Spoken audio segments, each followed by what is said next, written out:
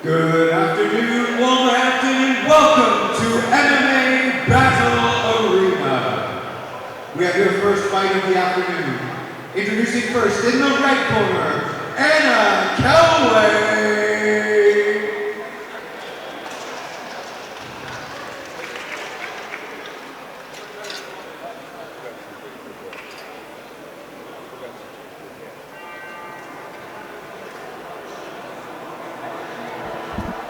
Hello fight fans, welcome to Battle Arena in the beautiful middle of England. First out we have Kellaway coming out looking absolutely pumped for this fight. The BST crew in her corner, Ashad Ahmed, Raymond Paul, absolutely stellar corner team as well. Here she comes.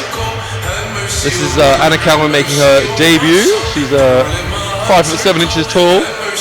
And what a moment for her, walking out to this packed crowd here in Birmingham, under these flashing lights, everyone staring at her, giving that attention. And I mean, I remember my very first fight and the adrenaline, the feeling of walking out and doing, such a difficult activity. You're stepping into a cage with not just another person that wants to hurt you, but a skilled other person that wants to hurt you. And that is not an easy thing to do. But looking very, very confident, Kellaway.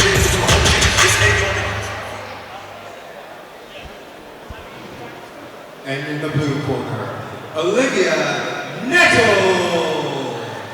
Olivia Nettleton coming out representing EWF, making her debut. EWF, Antonio Luca, I think, will be in the corner. EWF regular and very active fighter, former Battle Arena champion himself. And he will be coaching, giving the important information to Olivia Nettleton. Now what's interesting is Olivia is essentially, without meaning to insult you Olivia, you're relatively short for an MMA fighter. 5'1" tall, taking on the much taller Kellaway, 5'7". The question is, how much will that height difference make a difference? Is it going to be, that we have Olivia Nettleton coming inside, trying to dirty box, trying to close the distance? Will we see Kellaway try and keep this long? Use a jab, try and constantly pump that jab out, keep the range. A big part of the game plan has got to be about using that high, or for the shorter fighter, getting inside, using that pressure. And it's something that people don't appreciate. We all think there's such a big advantage for tall fighters, long reach, and that is. But if Olivia Nettleton can get on the inside in that close range, that is her advantage. It's awkward when someone is that close to you. Coming out wearing the Thai boxing shorts, is that giving some of the game away? We're going to our announcer, Mr. Steve Brinkman, just a moment. Good afternoon, ladies and gentlemen. This is your first fight of the afternoon. Introducing first, fighting out of the red corner, she represents BST Academy. It's Kellaway.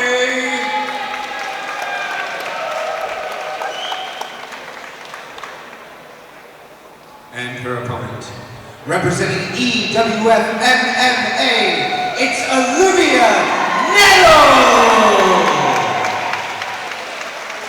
And the referee in charge of the action is Kellaway.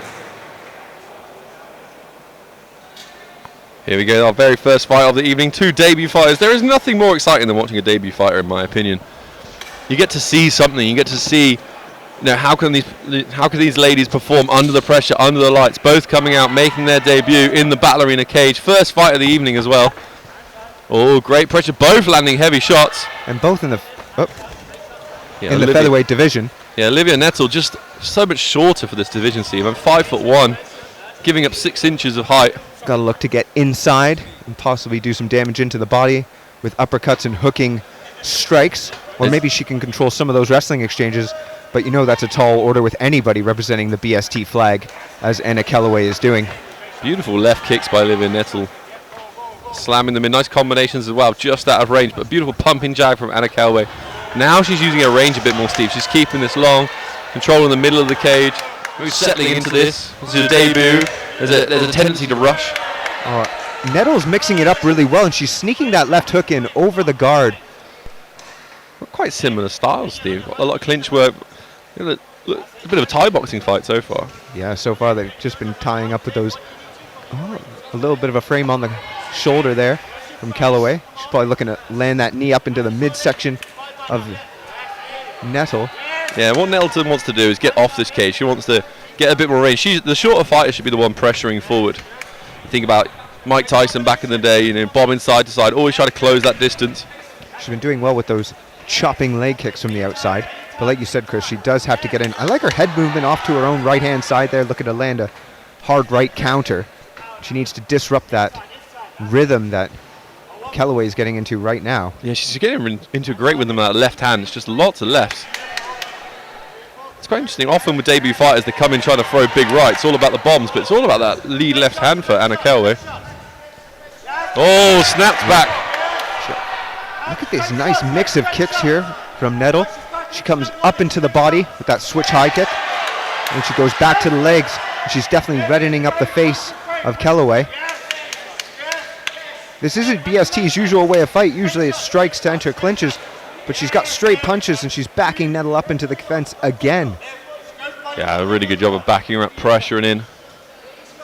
Just not seeing any angle work here from Nettle to try to get herself off the cage, get her back off the cage.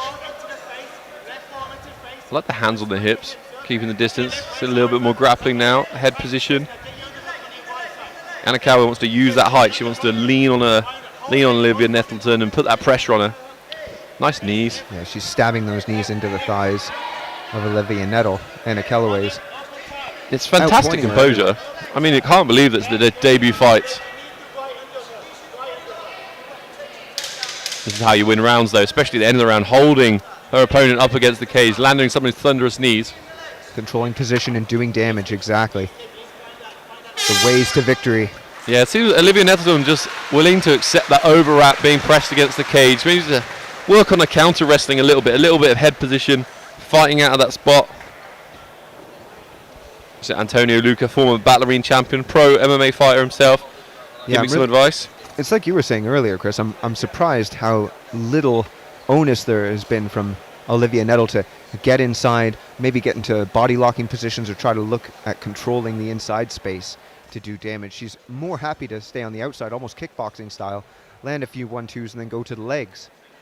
Yeah, she's having real success in the beginning of that round. That left roundhouse kick, usually right-handed people, they want to land thunderous right roundhouse kicks, but slamming in that left, having really good success with that. Yeah, that cheeky left hand over the guard for Olivia Nettle. It'd be nice to see Anna Kellaway sit down on some shots, maybe get her to respect a little bit of that power, that BST power. It's round 2 coming up now. And it's going to make such a difference. You got Antonio Luca in one corner, former ballerina champion, pro fighter. You got Raymond Paul, one of the UK's most respected coaches in the other corner. And those little adjustments are going to make such a difference, especially this amateur debut level. You need a good coach that's going to come in there, calm you down, make those adjustments just like this. Yeah, one adjustment I did notice that Kellaway could use is just throwing up a left high kick, because we see that Olivia Nettle tends to dip her head off to the right-hand side, and she could end up eating a high kick very, very easily, moving into it. Now we get back to the pressure here from Anna Kellaway. I remember reading that in boxing, 70% of the punches in boxing on average are jabs. I think it's even higher for Anna Kellaway. All left hands. Oh, now she's just she's pumping 1s and 2s. It'd be nice to see her disrupt the rhythm, maybe 1-1-2 or double up on the right-hand side. The knees are coming in thick and fast now to the body. There's some well-placed knees, Steve, because this is amateur MMA, you can't knee the head. So she's holding the head off to the side with both hands and then thunderously slamming into that body. Oh, that one dug into the solar plexus. You've got to be feeling that. Olivia Nettle is all kinds of tough, that's for sure. Ooh. Oh, what clinch work. These are digging into the organs. She's got that tie blunt position, switches to the side, head position. Yeah, this is great from BST's Kellaway. She's just controlling that posture of Nettle and making sure that she can't get any space back. Nice tie on the wrist here to just continue peppering the legs. And this is something we see from BST so much, this ability to cage wrestle, mix it up. And it gives them a big advantage over other teams. Other teams, they sort of have Thai boxing, jiu-jitsu, wrestling. They're all sort of separate disciplines and not a lot of cage wrestling. Or no coaches that are confident enough to coach it. But Raymond Paul, Danny Batt and the crew over there at BST, They lean into everyone else's weakness, it feels like. It's all about cage wrestling. Yeah, controlling this space, because you know inevitably it will end up there. You back up far enough, you're going to get your back against the cage. And now Kellaway's got a strong body lock. She's stomping the feet and even stepping on the toes of Olivia Nettle, so she's got really nowhere to go. This has been But a with Nettle dominant having round. that lower center of gravity, I think that's why Kellaway is just leaning on her rather than risking a takedown or dropping her own level. She knows that that size and that weight will end up on top of you. Why give up an advantage position? It's one of those things, you look at high-level wrestlers, they tend not to be that tall. But if you use your height correctly, John Jones style, you can be tall and lean on the person. Anna Kellaway trying to get off the cage is Olivia Nettleton. Yeah, she just needs to fight that head position a bit more. Exactly. Nettle had that moment right there where she could have just gotten the nut of her head under the chin of Kellaway and start pushing her back maybe into the center or starting to force the break here. But now she's just been dominated in these positions, these knees eating up into the thigh and the quadricep of Olivia Nettle. That's going to cause her real problems in the third round. Yeah, thunderous knees up the middle, some power on those last few. Excellent work. Antonio Luca definitely sees something because he was halfway out of his chair before the end of the round. The first round was pretty close. That second round was all Anna Kellaway. Just control. She figured out how to win this fight. Use her size, lean on the cage, thunderous knees, use that clinch. Yeah, she's almost strolling away with it right now just based upon cage control. Be great to see what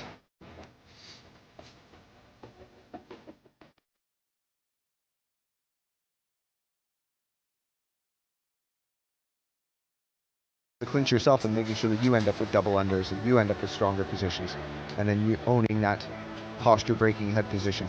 We need Olivia Nettleton to come out and throw some bombs now. Probably 2 rounds down. She's got to throw.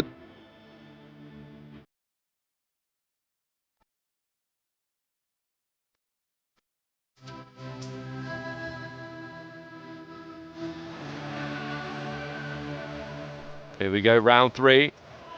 This is Battle Arena Birmingham. And we have 21 of the most incredible matches coming up this evening, including our main event, professional fight as well. We've got some world title fights towards the end of our card. Oh yeah, guys that have absolutely made their bones here at MMA Battle Arena will be coming up later on in the card. Right now, both ladies trying to look for a spot in the featherweight division, the budding female featherweight division here at MMA Battle Arena. This is a bit more here from Nettle. Yeah, much better work. She's controlling the middle. She needs to avoid this clinch. She's just not winning these exchanges. I'd like to see, yeah, exactly. I'd like to see Kellaway frame off and try to land a left hand there. Same old story here, getting backed into the cage. Yeah, needs to fight head position, get turning. Cage control is a big pathway to the victory here for Kellaway. However, when you think about it, it's also doing loads of damage. The legs are getting chewed up. It's like a 10-to-1 landing ratio right now for Kellaway. The corner of Olivia Newton are calling for her to, get an underhook, do the turn. But I'd like to. She's tried that. It hasn't worked. I'd like to see her fight with that left arm. Fight for that underhook. Take that one back. Make space. Yeah, look for frames. Yep. That's what Antonio Luca was calling for earlier in the fight. Just framing off, trying to find space. But also, yeah, there you go. Swimming that That's left better. underhook in. So she's got space to move there, Steve. She should be getting out of there. Off the cage now. Kellaway's doing great here, just pulling the head down, breaking the posture either forwards or backwards, and then landing shots. Now she's got her backed into the cage, and she just ate 2 in a row there. It's also where fatigue kicks in, especially if you're a debut fighter. You come out, you have those adrenaline dumps, you overdo things. You're not experienced enough yet to pace yourself correctly. That's where cardio becomes a killer and makes cowards of us all. It's been all Kellaway. It's been all direction in that for the last 6 minutes. And that really is going to wear on Olivia Nettle. She's throwing up knees here, but there's no power in them at all, whereas Kellaway can lean into them. She's got her weight coming forward. She's got to make some space. Yeah. At this point, you got to fight that underhook on the other side, even forearm in the face. You just got to do something to try and make some distance.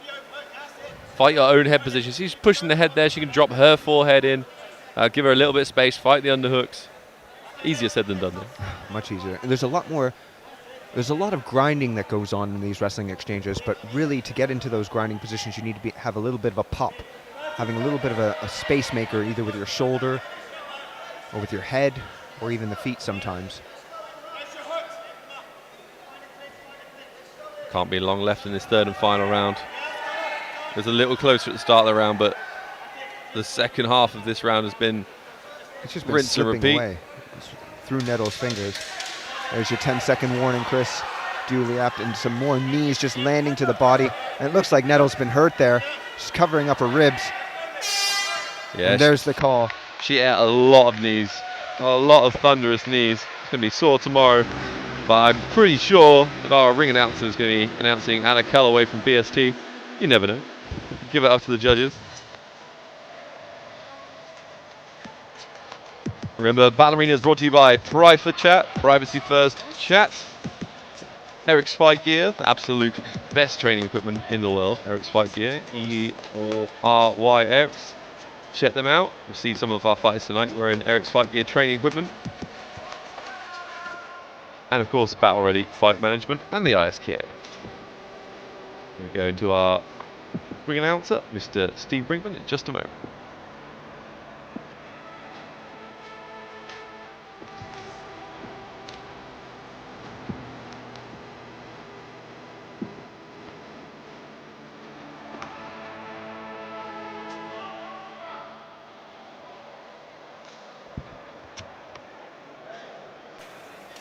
Ladies and gentlemen, after 3 rounds, we go to the judges' scorecards for your decision. And we have a unanimous decision for your winner in the red corner, Anna Kellaway!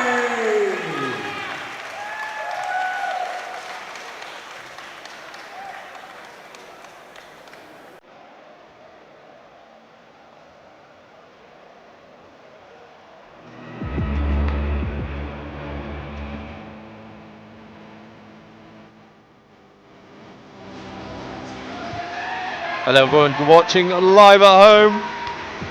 Just got a little message from one of you, one of the Wolves MMA supporters.